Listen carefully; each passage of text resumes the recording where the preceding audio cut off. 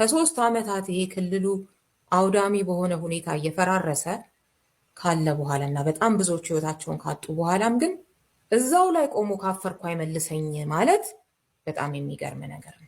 እንኳን አይደለም የአማራን ህዝብ ነፃ ሊያወጣ ራሱ ተሸማቆና ተደብቆ አንዱ ከአንዱ የጥቃት ኢላማ እንዳይሆን የሚኖር አይነት ነው።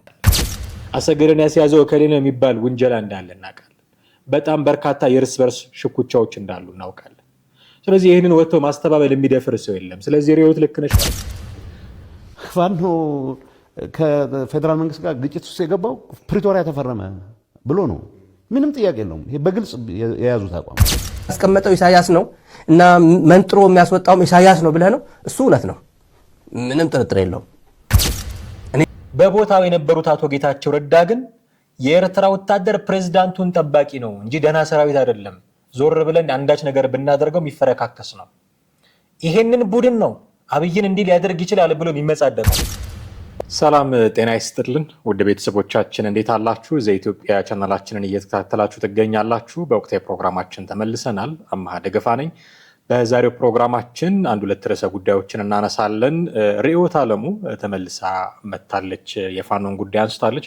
ከዚህ በፊት ከዘመነ ካሴ ጋር በነበረ አቋም ማለት ከአቶ ልደቱ አያሌው ጋር ስለ ዘመነ ካሴ በተናገሩት ንግግር ሰው አቀጥላለሁ ብሏል ያለችውን ንግግር ተከትሎ በርካታ የፋኖ ደጋፊ የሆኑ ሚዲያዎች የመልስ ምት ሲሰጧት ነበረ። አሁንም ከዛ ብዙ ያልራቀ ፋኖን የሚመለከት ጉዳይ አንስታለች። እሱን እናነሳለን። ትናንት ምሽት የአቶ ጌታቸው ረዳ ቃለ ምልልስ ክፍል 1 ሙሉ ተለቋል ኤንቢሲ ኢትዮጵያ ላይ። ዛሬ ያነሷቸው ነገሮች አሉ።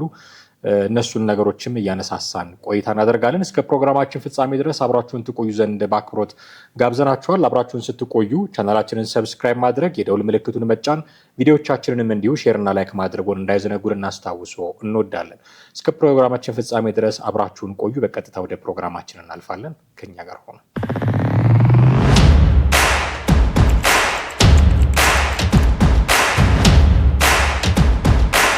እንግዲህ በመግቢያ ላይ ለማለት እንደሞከርኩት የመጀመሪያው ርዕሰ ጉዳያችን ርዕዮት ዓለሙ የተናገረችውን ነገር የሚመለከት ነው። ምንጊዜም ሚዲያ ላይ ነው ይህን ነገር የተናገረችው። ስለ ፋኖ አሁናዊ ሁኔታ፣ ስለ አማራ ክልል ለውጥ ያመጣል ፋኖ ወይስ አያመጣም የሚለውን ጥቂት የተናገረችውን ነገር ሰምተን እንመለስና እዚያ ላይ አንዳንድ ጉዳዮችን እናነሳለን።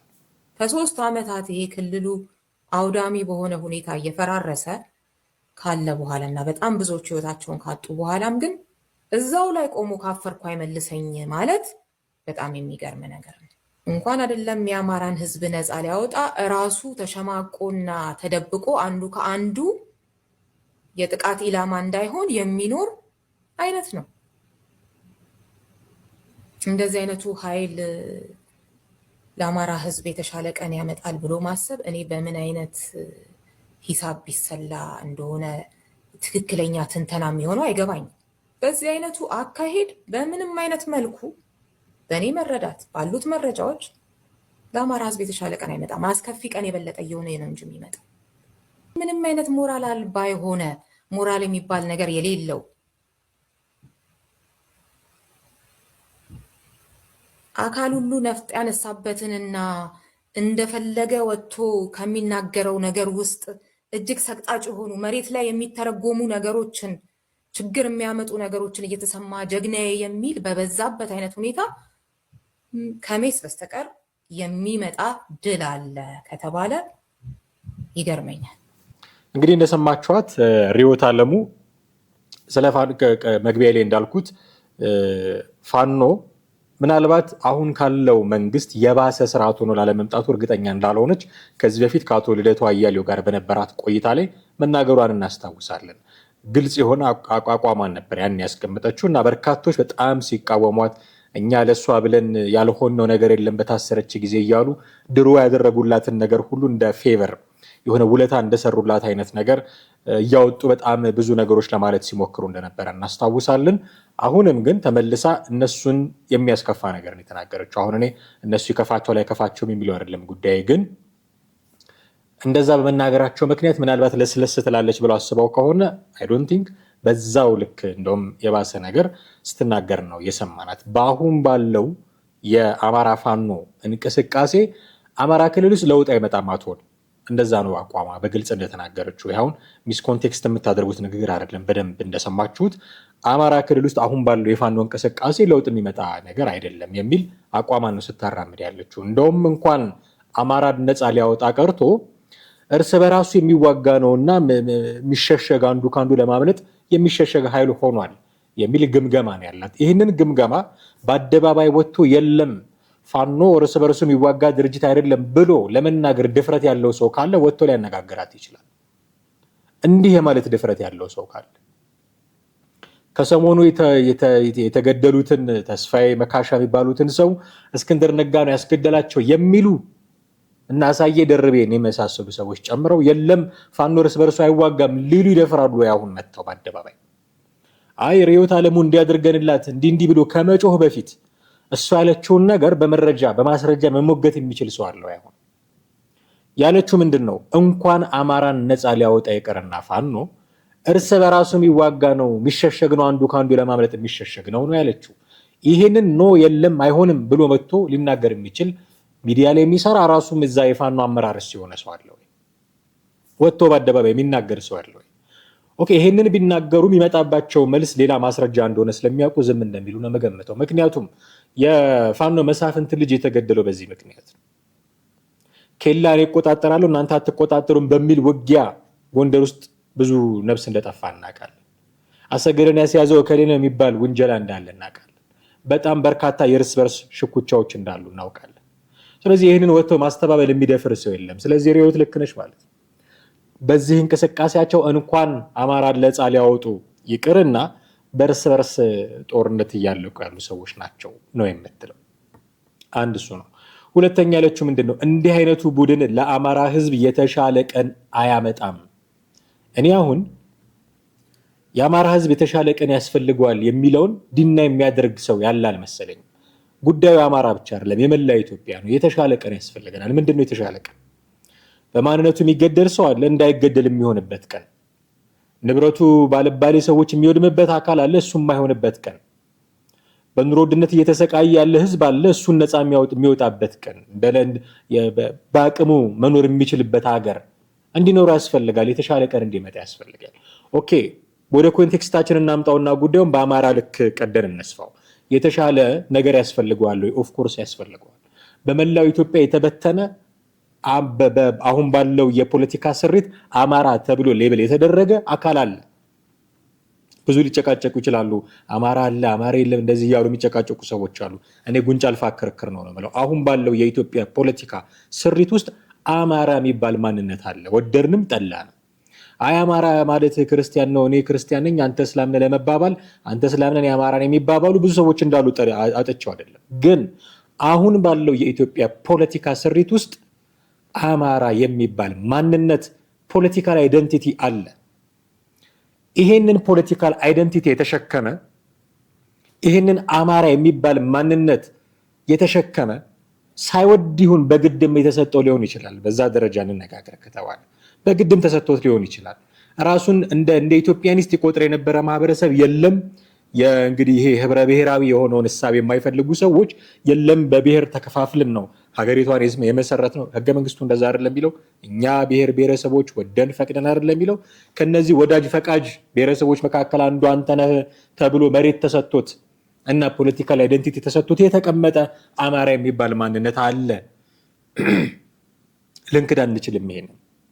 ስለዚህ ይሄ ፖለቲካል አይደንቲቲ የተሰጠው አማራ የሚባል ማንነት በመላው ኢትዮጵያ ተበትኗል። ይሄ በመላው ኢትዮጵያ የተበተነው አማራ በማንነቱ ሊገደል አይገባውም። ንብረቱ በማንነቱ ምክንያት ሊወድም አይገባውም። ከቦታ ቦታ መንቀሳቀስ ሊገደብ አይገባውም። አሁን ግን ፕራክቲካል ኢትዮጵያ ውስጥ እየሆነ ያለው እንደዛ ነው። አርሲ ውስጥ እንደዛ ይደረጋል። ወለጋ ውስጥ እንደዛ ይደረጋል። ሻሸመኔ እንደዛ ይደረጋል። ከአማራ ክልል ወደ አዲስ አበባ ለመግባት ሲል ጎርባ ጉራቻ ምናምን የሚባሉ ቦታዎች ላይ፣ ደብረ ብርሃን የሚባሉ ቦታዎች ላይ ሲታገት ብዙ ጊዜ አይተናል። ይሄ መጥፎ ቀን ነው። የተሻለ ቀን ያስፈልገዋል። አማራ የተሻለ ቀን ያስፈልገዋል። ኦኬ እንዲህ አይነቱ ቡድን ግን ትላለች ርዕዮት፣ ፋኖን እየጠቀሰች ነው። እንዲህ አይነቱ ቡድን ግን ለአማራ የተሻለ ቀን ሊያመጣ አይችልም፣ ፈጽሞ ሊያመጣ አይችልም። አሁን እኔ ይህንን ፕሮግራም ደጋግማችሁ የምትከታተሉ ሰዎች አቋሜን ታውቃላችሁ ብዬ አስባለሁ። ኦኬ የተሻለ ቀን ያስፈልገዋል የሚለውን እንወስድና ፋኖ ይሄንን የተሻለ ቀን አመጣለሁ ብሎ ጫካ ሲገባ ፕራክቲካሊ ምድር ላይ ያመጣው ግን ምንድነው? ቅድም ስናነሳ ነበር ወለጋ ውስጥ ይሞት ነበር አማራ፣ አርሲ ውስጥ ይሞት ነበር፣ ሻሸመኔ ይሞት ነበር፣ እናውቃለን። በጅምላ የተቀበሩ ይሄ ማንም ዲና ሊያደርገው የሚችለው አይደለም። ይፋረዱናል። እነዛ ሲያለቅሱ የነበሩ ህፃናት ተሰደው መተው ደብረ ብርሃን ያሉ ሰዎች ይፋረዱናል። ይሄ በማንነቱ አልተጎዳም አልተፈናቀለም ብንል እነሱ ይፋረዱናል። የሆነው ነገር እሱ ነው መሆን ያልነበረበት በጣም አጸያፊው ነገር ሆኗል። ይሄንን ዳግም እንዳይሆን አደርጋለሁ ያለው ፋኖ ጫካ በገባ በማግስቱ ሀፕን ያደረገው ምንድነው? ወለጋ ላይ ይሞት የነበረው አማራ አሁን አማራ ክልል ውስጥ መሞት ጀመረ። ወለጋ ላይ ንብረቱ ይወድምበት የነበረው አማራ አሁን እዛው አማራ ክልል ውስጥ ጎንደርና ጎጃም ውስጥ ሸዋና ወሎ ውስጥ መሞት ጀመረ። ንብረቱ መውደም ጀመረ። እናስታርቃችሁ ብለው ከመንግስት ጋር እናስማማችሁ ብለው በበጎ ፈቃድ መልካም በማሰብ ስለ ሰላም እንስራ ብለው የሄዱ የሃይማኖት አባቶች የሀገር ሽማግሌዎች በንብርክክ የሚቀጡበት ክልል ሆነ አማራ ክልል። በንብርክክ የሚቀጡበት ለዛ ነው ሞራል የሌለው የምትለው ርዕዮት አለው። በንብርክክ የሚቀጡበት፣ መምህራን የሚገደሉበት፣ ተማሪዎች ትምህርት ቤት እንዳትሄዱ የሚባሉበት፣ መንገድ ተዘግቶ ነብሰ ጡር እናቶች መውለጃ ክሊኒክ የሚያጡበት ክልል አደረጉት።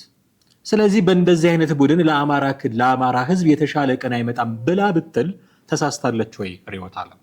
ይህንን ወጥቶ መሞገት ያስፈልጋል። ዝም ብሎ መሳሪያ እየወዘወዙ መጮህ ብቻ አይደለም የሚያስፈልገው። ወጥቶ ይህንን ነገር መሞገት ያስፈልጋል። በአደባባይ መሞገት ያስፈልጋል። ይሄን ወጣችና ርዕዮት ዓለሙ እንዲህ አይነቱ ቡድን ለአማራ ህዝብ የተሻለ ቀን ሊያመጣ አይችልም። እንዲህ አይነቱ ቡድን ብቻ አይደለም። ኦኬ ቡድኑ እንኳን ቢኖር በዚህ አካሄዱ ለአማራ ህዝብ እንደውም የሚያመጣው አስከፊ ቀን ነው። አሁን በያዘው አካሄድ ፋኖ አሁን በያዘው አካሄድ የሚቀጥል ከሆነ ለአማራ ህዝብ የተሻለ ቀን ሳይሆን አስከፊ ቀን ነው የሚያመጣው። የባሰ አስከፊ ቀን። ምን ማለት ይሆን ይሄ አስከፊ ቀን ማለት? ታስታውሳላችሁ ከፕሪቶሪያው ስምምነት በኋላ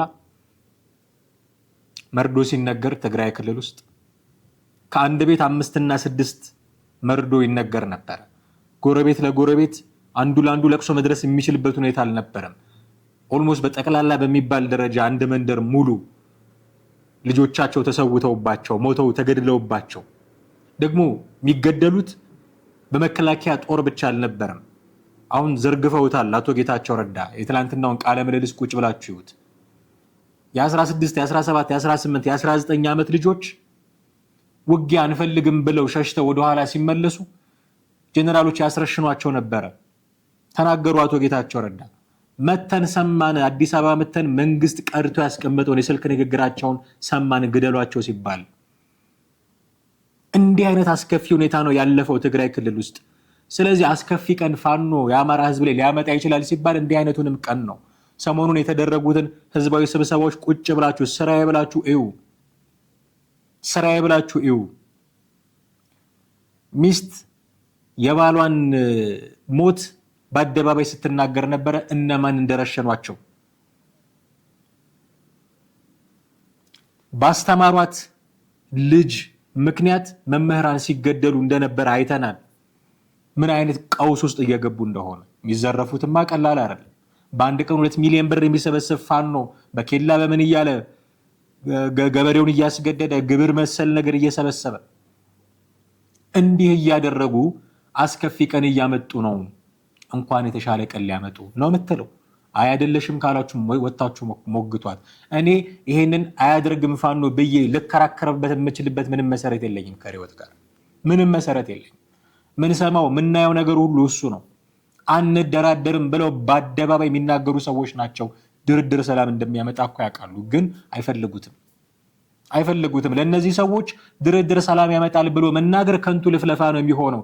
ይሄ በጣም የፖለቲካ ሀሁ ነው። እንኳን እነሱ ዝም ብሎ ፖለቲካ የጀመረ ሰው፣ ዝም ብሎ ዜና መከታተል የጀመረ ሰው የሚያውቀው ጉዳይ ነው። ድርድር ሰላም እንደሚያመጣ ያውቃሉ። ፕሪቶሪያ ለዚህ ምሳሌያችን ነው። ኦፍኮርስ ሚስዩዝ የሚያደርጉት ሰዎች አሉ አንቀጹን እንደገና በጣም ሚስኢንተርፕሬት እያደረጉ ለሌላ ግጭት የሚቀሰቅሱበት አሉ። ግን ወደድንም ጠላንም አሁን ራይት ነው ትግራይ ክልል ውስጥ በጦርነት ምክንያት በጥይት የሚሞት አንድም ሰው የለም። አንድም ሰው የለም። ይሄንን ሰላም ተንከባክቦ ማስቀጠል የሚገባቸው ሰዎች በእነሱ ኬርለስነት የመጣ ችግር ሊኖር ይችላል። በፕሪቶሪያ ስምምነት ግን የመጣው ሰላም ነበር።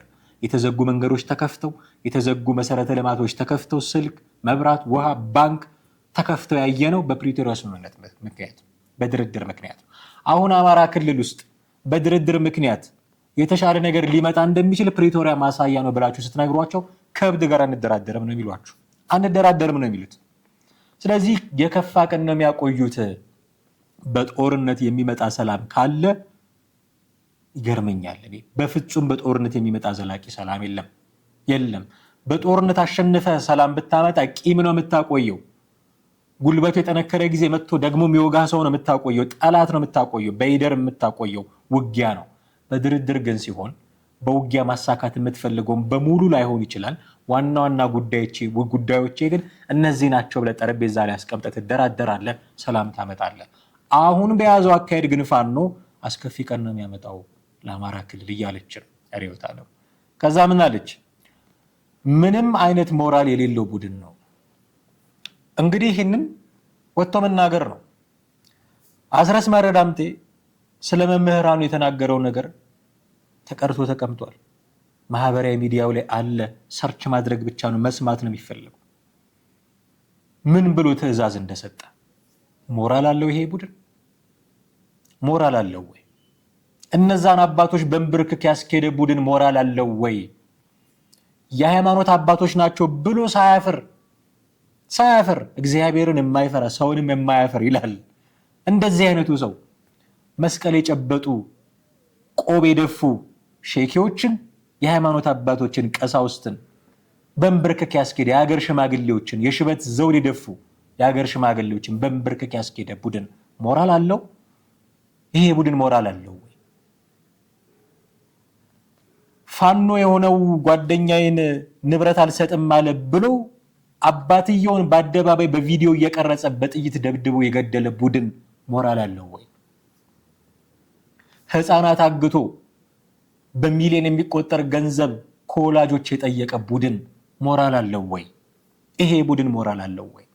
ሊነግረን የሚችለው ማን ነው? ይሄን ሞራል አለው ወይ ሪሊ? ስለዚህ ልክ ነች። ሞራል ምንም አይነት ሞራል የሌለው ቡድን። ሞራል ቢኖረው ከዚህ በፊት የተናገረችውን ነገር መልሶ ማምጣት ያስፈልጋል። ርዕዮት ዓለሙ የሚቃወመኝን በእሳት አቃጥላለሁ አይልም ነበረ። ሞራል አለው ወይ ይሄ ቡድን?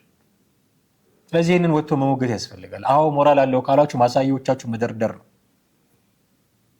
የተሻለ ቀን ለአማራ ህዝብ ያመጣል ካላችሁ ማሳያዎቻችሁን መደርደር ነው። እኔ ግን አይ ዶንት ቲንክ እንደዛ ብዬ የሚበጀው ለአማራ ህዝብ ሰላም ነው።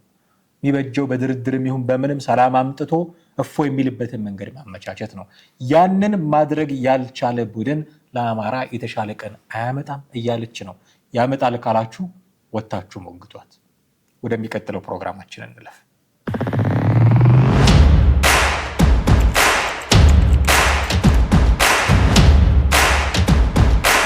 አቶ ጌታቸው ረዳ ኤንቢሲ ኢትዮጵያ ላይ ከብሩክ ጋር የነበራቸው ቆይታ ክፍል አንዱ ሙሉ ተለቋል። እዛ ላይ ያነሱትን ጉዳዮች ነው ቀጥሎ ደግሞ አንድ በአንድ የምናየው። ለእናንተ በሚሆን መልኩ ያዘጋጀናቸው ቪዲዮዎች አሉ፣ እንጋብዛችኋለን። ፋኖ ለምንድን ነው ጦርነት የጀመረው ከፌዴራል መንግስቱ ጋር የሚሉ ጥያቄዎች እንደሚነሱ ይታወቃል። በጣም በርካታ ምክንያቶች ይነሳሉ። አቶ ጌታቸው ግን በፕሪቶሪያ ምክንያት ነው የሚል መረዳት ነው ያላቸው። ጥቂት ሰምተናቸው እንመለስ። ፋኖ ከፌዴራል መንግስት ጋር ግጭት ውስጥ የገባው ፕሪቶሪያ ተፈረመ ብሎ ነው። ምንም ጥያቄ የለውም። ይሄ በግልጽ የያዙት አቋም። ኢሳያስ ተኮሊፍና ማለት ተደናቀፍን የያዝነውን ፕሮጀክት ቲፒኤልኤፍን ለማዳን ሲአይኤ ያመጣው ፕሮጀክት ነው። አብይም የዛ መሳሪያ ሆነ። ስለዚህ እነዚህ ቲፒኤልኤፍ ባለመጥፋቱ ትግራይ ሙሉ በሙሉ ባለመበርከኳ ያኮረፉ ሰዎች ድንገት ህብረት ፈጥሬ ከነዚህ ጋር መንግስት ጥላለሁ ብለህ ስታስብ this is the height of stupidity። ግን ኮንትራዲክሽኑ አይታያቸውም ነው። ለምን ምክንያቱም አዲስ አበባም ሳይረግጥ ምሉእነት ሊኖረው አይችልም። የቲፒኤልኤፍ ሊደርሺፕ አስተሳሰቡ አዲስ አበባ በመመስ ላይ ያተኮረ ነው። እንግዲህ እንደሰማችኋቸው ነው አቶ ጌታቸው ረዳ ፋኖ ውጊያ ውስጥ የገባው ከፌዴራል መንግስቱ ጋር ውጊያ ውስጥ የገባው ለምን ፕሪቶሪያ ተፈረመ ብሎ ነው ይላሉ። ለምን ፕሪቶሪያ ተፈረመ ብሎ? ምክንያቱም ይህንን አጋጣሚ ተጠቅመው ህወሓትን እስከነጨራሹ ማጥፋት የሚፈልጉ ወገኖች ስለነበሩ ነው የሚሉት። እስከነጨራሹ የዚህ ሀሳብ ተጋሪ ሌላው የኤርትራ መንግስት ነው እያሉ እንደውም ኢሳያስ ተደናቀፍን ከፕሮጀክታችን እያለ ነው። ቲፒኤልኤፍን ሙሉ ለሙሉ ማጥፋት ነበር የሚፈልገው። ስለዚህ የዛ አካል ነው ፋኖ። ለዛ ነው ጦርነት የጀመረው። አሁን ጦርነት የተጀመረው ልዩ ኃይል ይፍረስ በመባሉ ነው። በተለያዩ አካባቢዎች አማራ በማንነቱ ሞተ፣ ወልቃይት፣ ራያ የሚባሉ ጉዳዮች ነው እየተባለ ብዙ ይወራል። እነዚህ ነገሮች ፋክተር አይደሉም ብዬ አላምንም። ናቸው፣ በጣም ፋክተር ናቸው። መነሻ፣ በጣም ትልቅ መነሻ ኮዞች ናቸው። አሁን ያመጡት አቶ ጌታቸው ረዳ ግን ለምን ፕሪቶሪያ ስምምነት ተፈራረመ የሚል ነው። በዚህ ምክንያት የቲፒኤልኤፍ ህይወት ቀጥሏል ይባል ነበር እኮ። ትጥቁን ያልፈታ ሰራዊት ትግራይ ክልል ውስጥ በ100 ኪሎ ሜትር በማይሞላ ርቀት ውስጥ አስቀምጣችሁ እኛን እንዴት ትጥቅ ፍቱ ትላላችሁ ልዩ ኃይሉን የሚል ጥያቄ ነበር እኮ። ስለዚህ ቲፒኤልኤፍ ትጥቅ መፍታት ነበረበት መጀመሪያ የሚል አንደርስታንዲንግም ነበር ማለት ነው። ያ ደግሞ እንዲሆን ያደረገው የፕሪቶሪያው ስምምነት ነው። የፕሪቶሪያው ስምምነት ነው ለፋኖ ውጊያ መጀመር ምክንያት የሆነው እያሉ ነው አቶ ጌታቸው ረዳ። ከዛ ኢሳያስ አፈወርቂም እያለ ያለው እንዴት ፕሪቶሪያ ይፈረማል? ቲፒኤልኤፍ ተረፈ። ቲፒኤልኤፍ ህወሓት የሚባለው ቡድን ዳግመኛ ነፍስ እንዲዘራ የሲአይኤ እቅድ ነበረ የፕሪቶሪያው ስምምነት አብያንን ያስፈጸመው የሚል መረዳት ነው ያላቸው እያሉ ነው አቶ ጌታቸው ረዳ። እንደዛ እያሉ ከነዚህ ጋር እንዴት ጥምረት ትፈጥራለህ ነው ከዛ ጥያቄያቸው። አሁን ጥምረት ሊፈጥሩ አይደለ ከፋኖ ጋር ሻቢያ ጋር ጥምረት የመፍጠር እንቅስቃሴ ውስጥ ናቸው አይደለ? በአንድም በሌላ መንገድ እንሰማለን። መቼም የአደባባይ ሀቅ ነው። እና እንዴት ጥምረት ይፈጠራል? ፋኖ ፕሪቶሪያው ሲፈረም ህወሓት ነፍስ ዘርቶ እንደገና መሪ ሊሆን ነው ትግራይ ክልል ውስጥ እድል ካገኘን ከማጥፋት አይመለስም የሚል አቋም ስላለው በፕሪቶሪያ መፈረም ምክንያት ነው ጦርነት ውስጥ የገባው ከፌዴራል መንግስት ጋር ከተባለ ቡድን ጋር ሊያብር ነው ቲፒኤልኤፍ እያሉ እየተቹ ነው ጓዶቻቸው። እቅዳችን ተሰናከለ በፕሪቶሪያው ስምምነት መሰረት ሲአይኤ ጣልቃ ገብቶ ቲፒኤልኤፍ ህይወት እንዲዘራ ያደረገው እያሉ ነው የኤርትራ መንግስት ይላሉ። ከዛ ደግሞ እንደገና ቲፒኤልኤፍ ከኤርትራ መንግስት ጋር አብሮ ስለመስራት ጥምረት እየፈጠረ ነው። ይሄ እንዴት ሊሆን ይችላል እያሉ እየወቀሱ ነው። የቲፒኤልኤፍ ሰዎችን እየወቀሱ ነው። ለምንድን ነው እንደዚህ የሚያስቡት የቲፒኤልኤፍ ሰዎች የህወሓት ሰዎች? ለምንድን ነው ሊያጠፋቸው ይፈልግ ነበረ ከተባለው ከፋኖ ጋር ያንን አጋጣሚ በነገራችን ላይ ያንን አጋጣሚ ተጠቅመው እንደው በተደራጀ መልኩ ፋኖ የሚባል ብቻም ሳይሆን ተራ ሽፍታም አድቫንቴጅ ወስዶብናል ብለዋል ቃለ ምልልሱ ላይ። ሙሉን በደንብ ስሙት።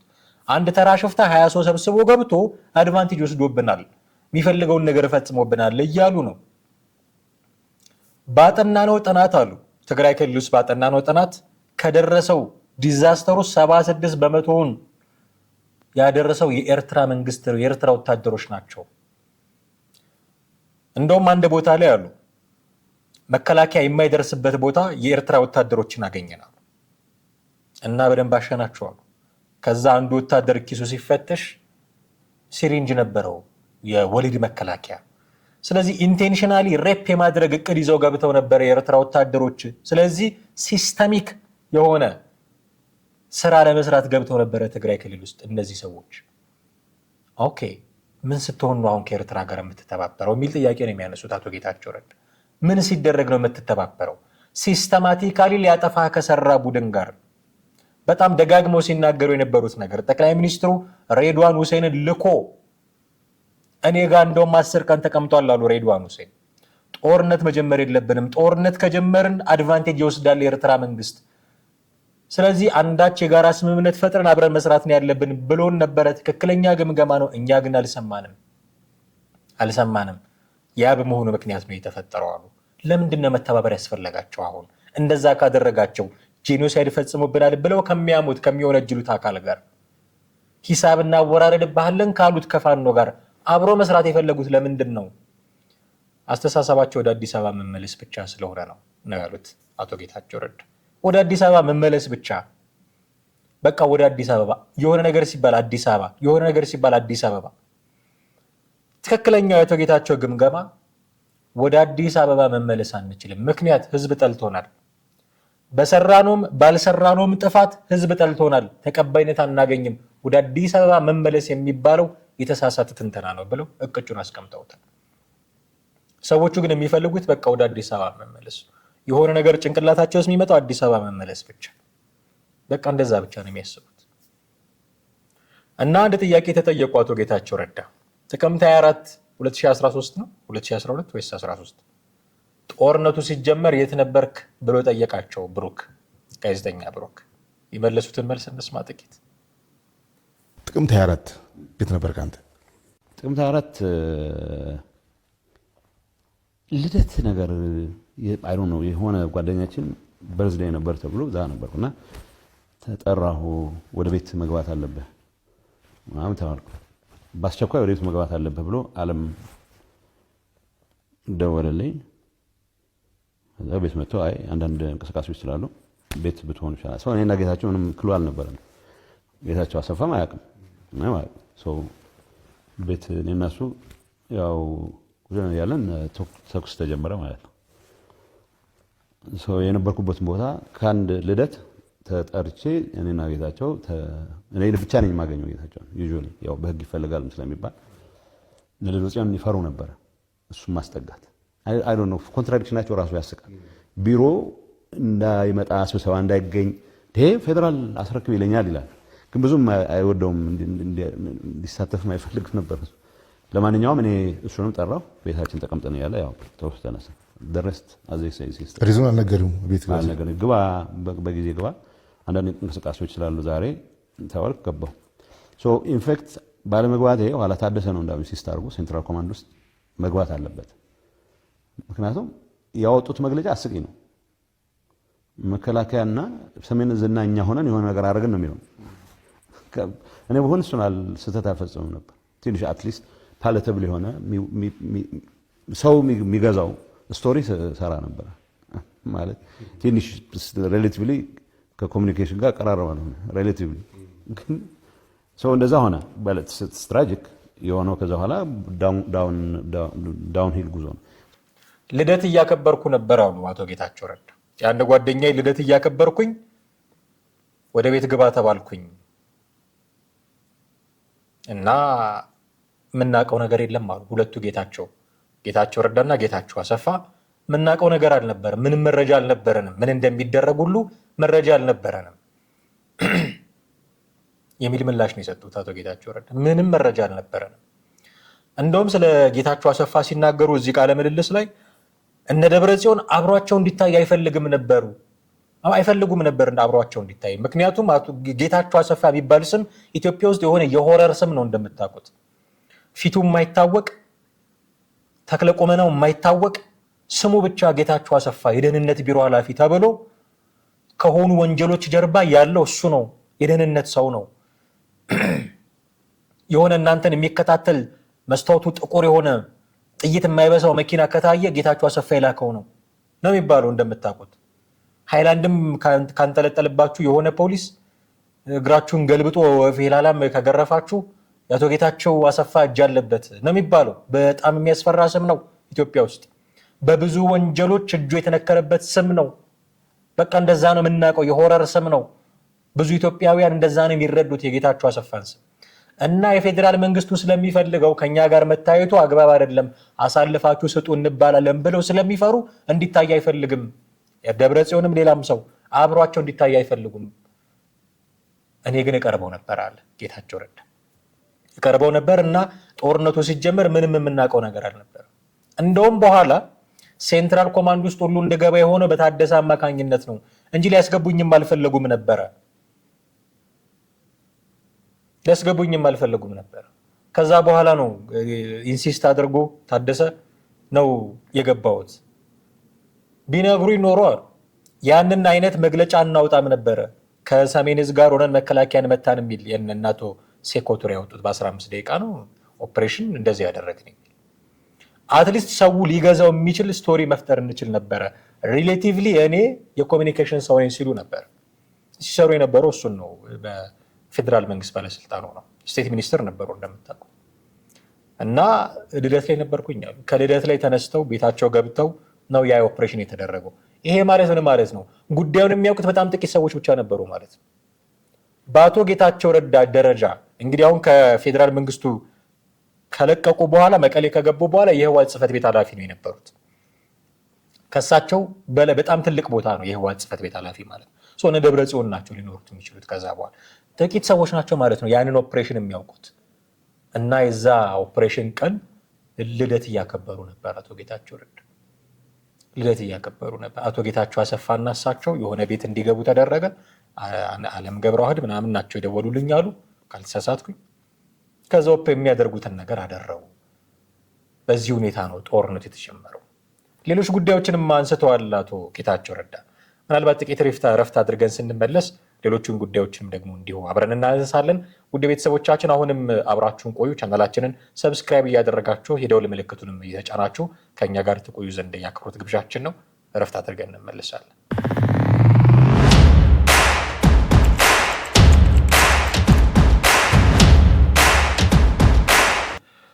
ተመልሰናል። ውድ ቤተሰቦቻችን የአቶ ጌታቸው ረዳን የትላንትና ቃለ ምልልስ አንዳንድ ነጥቦች እያነሳሳን ነው። ስለ ፌዴራሊስት ኃይሎች ስብስብ ያነሱት ነገር አለ። ታስታውሱ እንደሆነ ፌዴራሊስት ኃይሎች የሚባሉ ተሰብስበው መቀሌ ውስጥ አንዳች የሆነ ህብረት ለመፍጠር ሙከራ ያደርጉ ነበረ። በጣም የሚያስቁ ነገሮች እዛ ላይ የተናገሯቸው ነገሮች አሉ አቶ ጌታቸው ረዳ ስለ እነዚህ ፌዴራሊስት ኃይሎች ብለው ስለሰበሰቧቸው ኃይሎች። እስኪ ጥቂት የተናገሩትን ሰምተን እንመለስና አንዳንድ ጉዳዮች እናነሳለን። ኢንትረስቲንግ ነው። የፌዴራሊስት ኃይሎች የሚባል አሁን አባላቶቹ የፌዴራሊስት ኃይሎች ብለን የጠራናቸው ዊ ኖ ፎር ፋክት ፌዴራሊዝምን የሚቃወሙ ናቸው። አየለ ጫሚሶ የቅንጅት ሰብሳቢ ነው። ቅንጅት ፕላትፎርሙ ሀገሪቱን ብሔር ብለው ሊገነጣጥሏት ነው የሚል ነው። how is that possible? እኔ አቶ አየለ ፍላጎቱን አከብርለታለሁ፣ ግን አይ ትንሽ እኮ የረባ ነገር እየሰጣችሁን አይደለም ብሎ ጠይቆኝ ያውቃል። የረባ ነገር አይ wasn't አንድ ትንሽ አንድ አነስ ያለ ብሔር ፍትሃዊ ነው። ትንሽም ትልቅም ሆነ ችግር የለውም። ድርጅት ለዶክተር ደብረጽዮን ከማቅረባችን በፊት በጽህፈት ቤት በኩል የምታግዙን የተወሰነ ስራ ማስኬጃ አለ ብሎ ጠየቀን። ትንሽ ድርጅት ነው። 135 ሚሊዮን ከጽህፈት ቤት ጠየቀን። የዛ ድርጅት አመራሮች ህወሓት የኢትዮጵያ ንብረት ዘርፎ መቀሌ ያጠራቅሞታል የሚለውን አስተሳሰብ የሚጋሩ ናቸው ማለት ነው። እነዚህን ይዘን ነው ፌዴራል መንግስቱን እንጥላለን ብላ ያሰብነው። አሁን ያ ብደት አሁንም አልተሻሻለም። ባይዘው ሶማሊያ አካባቢ እንቅስቃሴ ያላሉ ሸኔ በዚህ በኩል ታያሉ፣ ፋኖ በዚህ አካባቢ ጋሸን አካባቢ ታያሉ ወዘተ። ስለዚህ መንግስት መውደቂያ ደርሷል የሚለው ትንታኔ አሁንም አለ። እኔ ከዛ ነፃ ነኝ። አሁን መንግስትን በኃይል መጣል አለብን ብዬም አላስብም። በዛ ጉዳይ በቂ ሰርተን የሚመለከተውን የማይመለከተውን ህዝብ አደጋ ላይ ጥለን ወጥተናል። ስለዚህ ይህን ህዝብ መንግስትበት አጋጣሚ ነው የሚል እምነት አለ። ያ ትንታኔ ነው። ለምን አዲስ አበባን እያማተረ ሉክ እኔ እነግርሃለሁ፣ መቀለን ከተቆጣጠርን በኋላ ከፊል ወሎን ከተቆጣጠርን በኋላ በተወሰነ ደረጃ ወደ ጎንደር ማቅጣጫ ብዙዎች ወታደሮች ይህን ነገር ገታ እናርግና ምዕራብንም ነፃ ወጥተን ያለን አቅም ደግሞ ኤርትራን ለመጣል እንጠቀምበት። በጣም ትልቅ ግን የአዲስ አበባ ቅርብ ነው ተባለ። እኛ መጨረሻ ስብሰባ ይሁን እንደዚህ ሚሊዮን ከቆረጥን ምናምን ብለን በምንልበት ሰዓት አይ ምንም ኃይሉ ተዛብቷል በቃ ታያቸው እና ሌላው ቀርቶ ልንገር ለድርድር የሚሆን ጸጋዬ ሊነግር ይችላል። ጸጋዬ አራርሳ ሸኔዎች ጋር አንድ የጋራ ቻርተርን አዘጋጅ ብለን ሽግግር ማለት ነው እና ፕሬዝዳንት ኦሮሞን የሚል ሀሳብ እንዴት ሊሆን ይችላል? ገብተን ሞተን እኮ ነው አዲስ አበባ ገብተን በዛ። አሁን ያሳዝነው መሰለህ ለምንድን ነው መገምገም አይፈልግም? እንደሰማችኋቸው ፌዴራሊስት ኃይሎች ብለን የሰበሰብናቸው ሰዎች ጭራሽ የፌዴራሊዝም ተቋሚ ናቸው ብለው እንደውም ምሳሌ ያነሱት አየለ ጫሚሶ የቅንጅት አመራር ነው። በዚህ በብሔር ፌዴራሊዝም የማያምን እና ለጭቆና ተጠቅሞበታል ብሎ ህወሓትን የሚከስ አይነት ሰው ነው። እሱን ነው የፌዴራሊስት ኃይል ብለን ያመጣ ነው።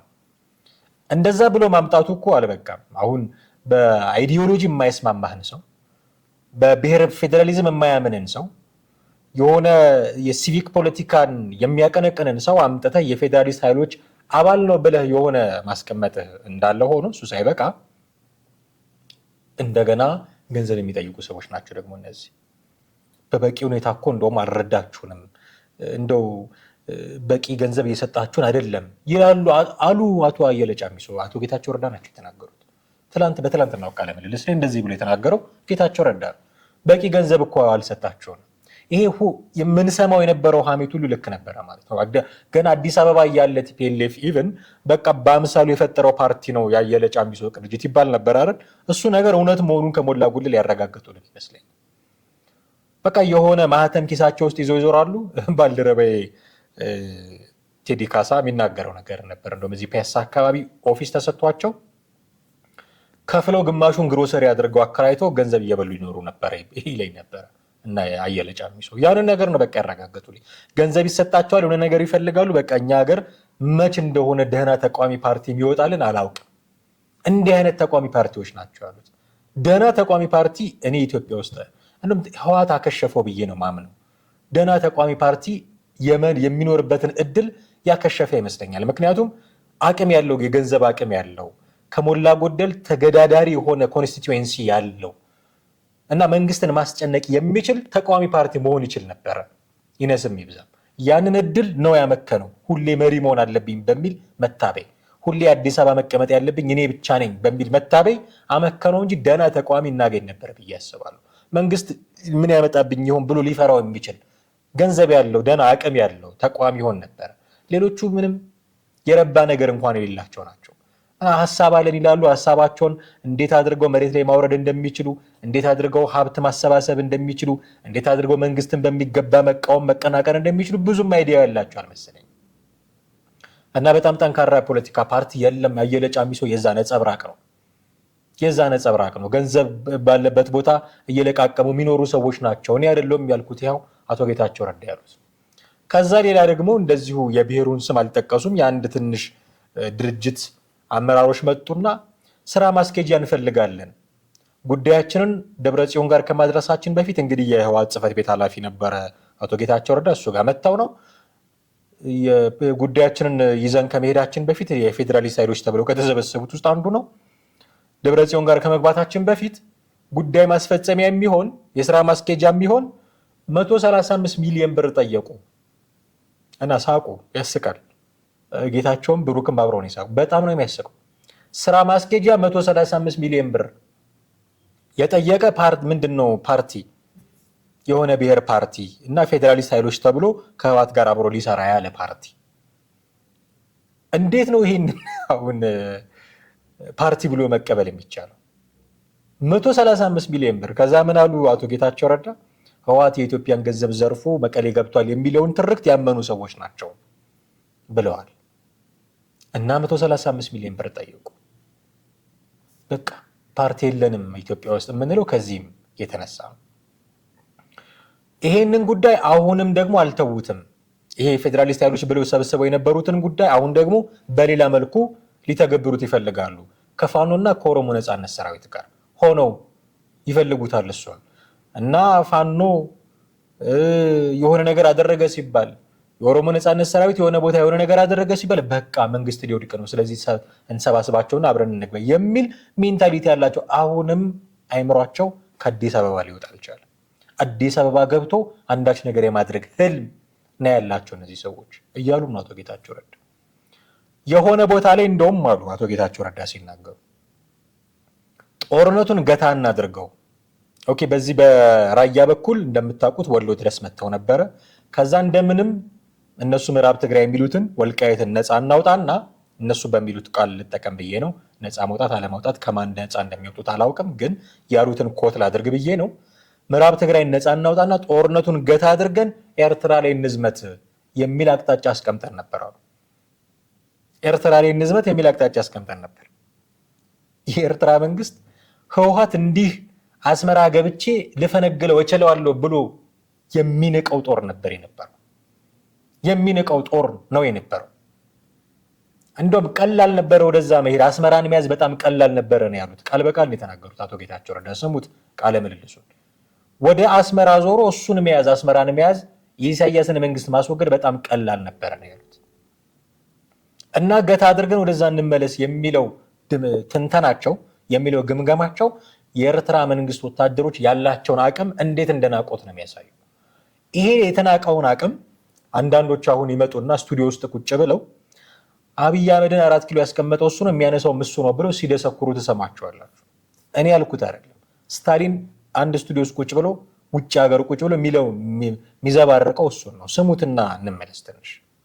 ያስቀመጠው ኢሳያስ ነው እና መንጥሮ የሚያስወጣውም ኢሳያስ ነው ብለህ ነው። እሱ እውነት ነው፣ ምንም ጥርጥር የለውም። እኔ የሚቆጨኝ እስከ ዛሬ ድረስ እዚህ ተዳርቀን ስቱዲዮ ላይ ተዳርቀን የቀረ ነው ፕሬዚደንት ኢሳያስ 4 ኪሎ እንዲቆይ ስለፈቀደለት ነው። ስለፈቀደ ጠቅላይ ሚኒስትሩ ቁጭ ብሎ ያለው እዛ ላይ እንጂማ ጀግኖች ወጣቶች እኮ መንግለውት ነበር እኮ። ይሄን ስደተኛው የቀድሞ ጠቅላይ ሚኒስትር እየተባለ ይሄ ወንጀለኛ የተባለ ፈልጉት እየተባለ ይገኝ ነበር። አሁን የትም ከአረብ ኤምሬትም ከየትም ካለበት ተጎልጉሎ ይመጣ ነበር። ያስቀመጠው ማን? ኤርትራ መንግስት ነው።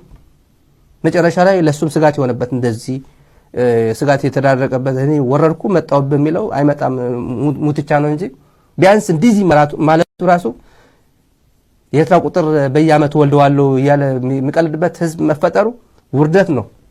ለዚህ የተዳረገውም በሚስ ካልኩሌሽን ነው። ይሄ ነው እንዲህ ነው የሚለው። አብይ 4 ኪሎ የቆየው በኢሳያስ ፈቃድ ነው፣ ፈቅዶለት ነው ያቆየው። እሱ ነው የሚያወርደውም እሱ ነው በኢሳያስ። ቅድም ምን ስንል ነበረ? ዞር ብንል ወደ አስመራ ዞር ብንል በቀላሉ እናስለቀቅ ነበረ እያሉ ነው አቶ ጌታቸው ረዳ። እንኳን በመከላከያ ሰራዊት አቅም ያክል ይቀርና ቲፒኤልኤፍን እንኳን መቋቋም የሚያስችለው አቅም ያለው ሀገር አይደለም ኤርትራ እያሉ እኮ። እና ስታሊን ምን ይላል? አብይን ያቆየው ኢሳያስ ነው። ምን ማለት ነው ይሄ? ምን ሊል ፈልጎ ነው? እኛ ብርቶች ነበርን ኢሳያስ ባይደርስለት ኖሮ ለአብይ እያለን ይሆን? እንደምታውቁት ጦርነት ውስጥ ኢንቮልቭመንት ነበራቸው የኤርትራ ወታደሮች እና እኛ ወደ አዲስ አበባ እንገባ ነበረ የኤርትራ መንግስት አግዞት ነው እያለን ነው። አይዶን ነው። በቦታው የነበሩት አቶ ጌታቸው ረዳ ግን የኤርትራ ወታደር ፕሬዝዳንቱን ጠባቂ ነው እንጂ ደህና ሰራዊት አይደለም፣ ዞር ብለን አንዳች ነገር ብናደርገው የሚፈረካከስ ነው። ይሄንን ቡድን ነው አብይን እንዲህ ሊያደርግ ይችላል ብሎ የሚመጻደቀው። ፕሮፓጋንዳ ባይሰራለት ነው የሚገርመኝ። አስመራ ድረስ ሄዶ አግኝቶታል፣ አናግሮታል። ያኔ በጦርነቱ ጊዜ አክሱም ገብታችሁ ህዳር እንደዚህ 1920 አካባቢ ጄኖሳይድ ፈጽማችሁብን፣ አሁንም ደግሞ አቶ ጌታቸው ረዳ ሲሉት ነበረ መውሰድ የሚችሉትን ወስደው መውሰድ የማይችሉትን አውድመው ነው የሄዱት በመድፍ ሲስተማቲካሊ ይህንን ያደረጉት ብለው ሲተቿቸው ነበረ። እንዲህ ያደረጉን ካሏቸው ሰዎች ጋር ጥምረት ከፈጠርከ በኋላ አብይን ያቆየው የኤርትራ መንግስት ነው ባትል ነው የሚገርመው። በምን አቅሙ ነው የአብይን ማንሳት ማስቀመጥ የሚችለው የኤርትራ መንግስት? በምን አቅሙ ነው? የለም የመከላከያን አይደለም የህወሓትን ጦር መቋቋም አይችልም፣ የነበረን ግምገማ እሱ ነው እያሉ አቶ ጌታቸው ረዳ። ከመስ ጀምሮ ነው ኢሳያስ አፈወርቂ ፈቅዶ አዲስ አበባ ላይ አብይ አህመድ የተቀመጠው? አብይ አህመድ 4 ኪሎ ገብቶ አገሪቱን መምራት የጀመረው በኤርትራ መንግስት ፈቃድ ነው እንዴ? በሱ ፈቃድ ነው ወይ? አረ ይፋረዷቸዋል የኦሮሞ ወጣቶች። የኦሮሞ ደሜ ነው ያሉት የአማራ ወጣቶች ይፋረዷቸው። ጀዋር እንዴት ዝም አለ? እኔ ነኝ ካልኩሌተሩን የሰራሁት ሲላል ነበር። ይሄን ሰምቶ እንዴት አስቻሉ? እና የኢሳያስ መንግስት ነው 4 ኪሎ ውስጥ ያስቀምጠው እና በፈለገው ሰዓት እኛ እንደዚህ ስቱዲዮ ውስጥ ሆነን እንጮሃለን እነሱ አቆዩት ምናምን እያለ ደግሞ ሲደነፋ ታዩታላችሁ። አይመጣውም። ይሄ ትንሽ ወደ ቀልብ መመለስ ያስፈልጋል። እና ወደ ኤርትራ ዞረን አስመራ ደርሰን አንዳች ነገር ማድረግ አለብን የሚል ትንተና ስናስቀምጥ የለም አዲስ አበባ ቅርብ ነው ተባልን አሉ ጌታቸው ረዳ። አዲስ አበባ ቅርብ ነው። ከዛ ያችን ቃለ ምልልስ ያችን መግለጫ ጠቆሙ ዶክተር ደብረጽዮን። እንግዲህ ጦርነቱ አልቋል፣ እጃችሁን ስጡ፣ የምታተርፉት ወገን ቦታ የለም የሚለውን ያንን መግለጫ ወጥቶ እዚህ አንገታቸው ላይ አንድ ሽርጥ አድርገው አቶ ማናቸው ዶክተር ደብረጽዮን ገብረ ሚካኤል የሰጡት መግለጫ ነበረ፣ ታስታውሱታላችሁ። እሱን ጠቀሱ። አዲስ አበባ ቅርብ ነው ተባለ። ከዛ አዲስ አበባ ቅርብ ነው ብለው እንደውም ከኦሮሞ ነጻነት ሰራዊት ሰዎች ጋር መነጋገር ጀመሩ። ቻርተር ማዘጋጀት ጀመሩ። ጸጋዬ አራርሳ ተጠቅሷል እዚህ ላይ ከነ ጌታቸው ረዳ ጋር ይገናኝ ነበር። በመሃል ጌታቸው ረዳ አንድ ነገር ተናገሩ። ጀዋርንም እናገኘው ነበር፣ እንደውም ጻድቃን ነው በብዛት የሚያገኘው እና ከሸዋ እንዳታልፉ ብሎ አቅጣጫ አስቀምጦ ነበር አሉ። እስር ቤት እያለ ጀዋር እንዴት ነበር የሚገናኙት? እስር ቤት እያለ ጀዋር እነሱ ጫካ እያሉ እንዴት በምን ሁኔታ ነበር የሚገናኙት? እርግጠኛ አይደለሁም። ግን እንዲህ አይነት ነገር ቻርተር ለማዘጋጀት የሽግግር ቻርተር ለማዘጋጀት ከነጸጋዬ አራርሳ ጋር ተገናኝተው ነበረ እና በዚህ ጊዜ ምን አሉ? ፕሬዚዳንቱ ኦሮሞ ይሁን ከኦሮሞ ይሁን የሚል ሀሳብ ሲመጣ ምን ሲደረግ አሉ? ፋነኑ አሉ የቲፒኤልኤፍ ሰዎች። እኛንን የምንሆነው እና አዲስ አበባ መግባታችን ስለማይቀር እንደ ድሮ የፓወር ባላንሱ ወደኛ ነው የሚያጋድለው የሚል ሜንታሊቲ ነበራቸው። በቃ ሲነሱ አዲስ አበባ፣ ሲተኙ አዲስ አበባ፣ ሲያልሙ አዲስ አበባ፣ ሲቃዡ አዲስ አበባ። ይኸው መንገዱ ሁሉ ወለል ብሎ ተከፍቶ እንደው የማርያም መንገድ ተለቆላቸው መንገዱ ሁሉ አልጋ ባልጋ ሆኖ አዲስ አበባ ቢመጡ አንቅሮ የሚተፋቸው ህዝብ ነው ያለው። ማንም የሚቀበላቸው የለም። በቃ ቅቡልነት የላቸውም። እንዴት እንደተጠሉ ያውቁታል። እና ለምንድን ነው አዲስ አበባን የሚመኙት? ሞኝነት እኮ ነው። መጥተው ማስተዳደር አይችሉም እኮ። እንደው በጉልበት እንኳን ቢመጡ የረባ ጊዜ ሊያስተዳድሩም አይችሉም እንደድሯቸው። በጣም የተጠላ የተወገዘ እኮ ስርዓት ነበረው የነበራቸው። ማይንዲው ይህንን የምንለው ስለ ቲፒኤልኤፍ ሰዎች ነው። አሁን ይሄ የመጥላት ተራው እንደውም የትግራይ ህዝብ ሆኗል። ጠልቶታል ቲፒኤልኤፍ። ሰሞኑን የህጸጽ ጉዳይ፣ ይሄ ተፈናቃዮችን ሆስቴጅ የማድረግ ጉዳይ፣ የተላከለትን ገንዘብ ለራሱ የማድረግ ጉዳይ ተመልሶ ገብቷል እንደምታውቁት። እና ጠልተውታል። የትግራይ ወጣቶች ራሱ አንቅረው ተፍተውታል። ምንም የቀረው ነገር የለም። እና ሁሌ አዲስ አበባ ነው የሚሉት አሉ አቶ ጌታቸው ረዳ። መለስ ብንል ወደኋላ የኤርትራ መንግስትን ብንወጋ ኖሮ እዚህ አሁን የደረስንበት አንደርስም ነበረ፣ አንዳች ለውጥ እናመጣ ነበረ። እነሱ ግን በጣም እንደወቅዳቸው ሰፋና አዲስ አበባ ቅርብ ነው አሉ። እንዲህ አይነት ግምገማ ያላቸው ሰዎች ናቸው ቲፒኤልኤፍን እየመሩ ያሉት። ሪሊ ይሳካላቸዋል ወይ? አይ ዶንት ቲንክ። አሁን በምን አይነት ሁኔታ ላይ ነው ያሉት? እንደምታውቁት ነው ትግራይ ክልል ውስጥ ያለውን ሁኔታ። በጣም በርካታ ነገሮችን ተናግረዋል አቶ ጌታቸው ረዳ። ከዚህኛው ቃለ ምልልሳቸው ላይ ግን ይሄኛውን እንደው ለዛሬ መወያያ ይሆናል ብለን ያወጣ ነው። ዛሬ ደግሞ እንዲሁ ክፍል 2 ይቀጥላል እንሰማና እዛ ላይም ደግሞ ሊነሱ ቢገባቸውን ጉዳዮች ያነሳሉ ብለን ተስፋ እናደርጋለን። በሚቀጥለው ፕሮግራማችን እሱን ይዘን ለመምጣት እንሞክራለን። የዛሬውን ግን እዚህ ላይ ማብቃት ይኖርብናል። ውድ ቤተሰቦቻችን አብራችሁን ቆይታችሁ ስለተከታተላችሁን እጅግ አድርገን እናመሰግናችኋለን። ቻናላችንን ሰብስክራይብ አድርጉልን፣ የደወል ምልክቱንም ብትጫኑ ደስ ይለናል። ቪዲዮቻችንንም እንዲሁ ሼር እና ላይክ ብታደርጉ ይህን መሰል ቪዲዮዎች ብዙዎች ጋር እንዲደርስ ትረዱናላችሁና እሱንም ማድረጋችሁን አትዘሙ። አማሃ ደገፋ ነበርኩኝ። እጅግ አድርገን እናመሰግናለን። ጤና ይስጥልን።